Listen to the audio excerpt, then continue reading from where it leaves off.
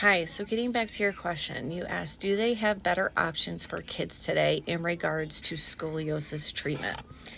And to make this as simple as possible, no. So this graph right here has to do with every scoliosis brace on the market. They give you the sample size and then it says surgical rate percentage. So studies are showing that when it comes to adolescent idiopathic scoliosis, that bracing, and in the US, they recommend physical therapy or physiotherapy to reduce the risk of the curve. But studies are showing it's not enough. Now, when it comes to the how they've evolved with the scoliosis fusion. So mine is part of the original 1960s, the Harrington rod instrumentation. And what they do today is a third generation instrumentation. This, they say it's evolved from the Cottrell Dubocet system, and they've improved how they do the surgery. And I do see personally, in like, let's say in the last 20 years, how when they fuse people now, they get your spine super straight. And I was hoping that when I had this L5 surgery, I'm like, hey doc, can you just go in and just fix that whole sucker up for me and just make it straight the way it should be? He's like, absolutely not. I cannot do that to you. No. I'm like, why not? Why not? And he said, no, I've been through too much. He can't do that. So I guess that's out of the answer. Out of the question, out of the answer, one or the other. It's impossible. So all of this is pretty much saying, no, there is no better option for us. The problem is that when kids are diagnosed with scoliosis, they do want to see how you progress when you hit your growth spurt, right? When you hit puberty. So by doing just, physical therapy, physiotherapy, exercising like the Scroth method, and then wearing the brace, it's leading the majority, the percentage is high, leading people to have surgery no matter what. So all we can hope and wish is that they're going to figure this all out. And I'm still waiting patiently, because I'm not seeing, and this is proving all of this, what I'm telling you, that there still is not a solution. And there still is no answer of the why some of us are born with scoliosis. So another factor I want to talk about is the deformity itself. So in this article that I have, this isn't an article, this is a research study. They are saying how the deformity in itself plays such a big role, and has real psychological disturbances. So because, we have evidence of a hump on our back with women in particular, because of how the rotation is of your rib cage, one breast, okay, appears to be larger than the other one. And so wearing bathing suits, dresses, and all that is a big issue. But just the overall deformity in itself plays such a huge psychological role, which, trust me, I've been there and been treated for all of those issues too, because it really did hurt when kids made fun of me. And even as an adult, I had other people make rude comments to me about how my right side of my back sticks out. So, yeah, that's a big problem still. But there's still such a high risk of these rods and screws and everything breaking, and that's still a big problem.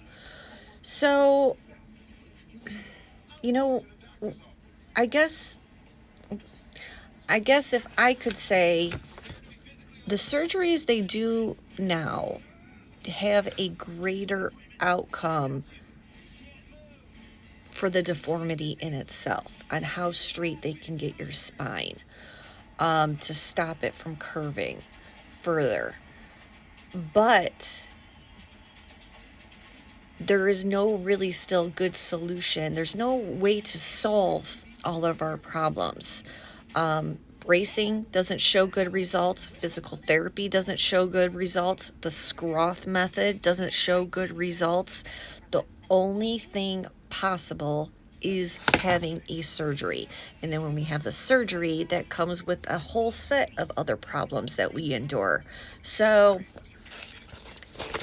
it's not a simple question to answer, that's for sure. And I can only hope by, my diligence of staying on all of these scoliosis organizations and attending all of these different things that I can attend and sharing my story, that, someone can come up with some better solutions to really solve it. But more importantly, I wish they could figure out what causes this to happen. If we could treat the underlying reason of why we even, have this, that would help a lot. But there's really nothing out there. Like a few months ago, I posted that there were, found something that, studying fish and has something to do with the CSF fluid. And at any rate, though, there's not enough research at all of finding out the why. Why? So I wish there was a better answer. All right, I just want to read the last part too, conclusion. Although many controversies and unanswered questions around adolescent idiopathic scoliosis, the most difficult one is the absence of information about its idiopathogenesis.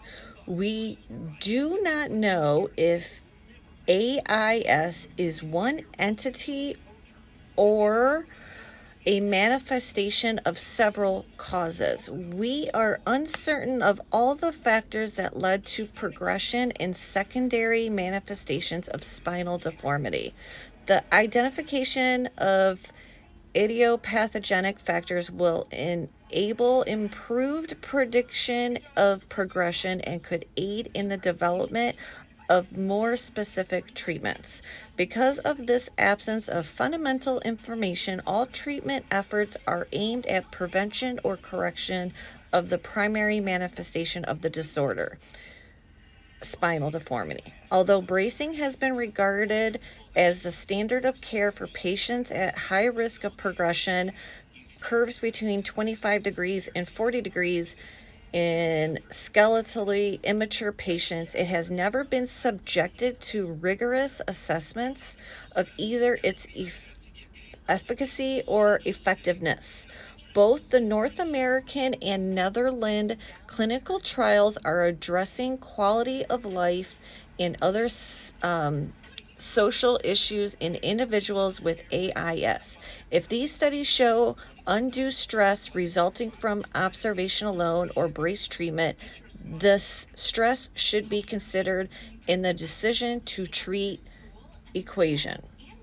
With respect to surgical management, although technology has greatly increased the safety with which we can correct spinal deformity and preserve spinal balance, long-term results of these changing methods of management are absent.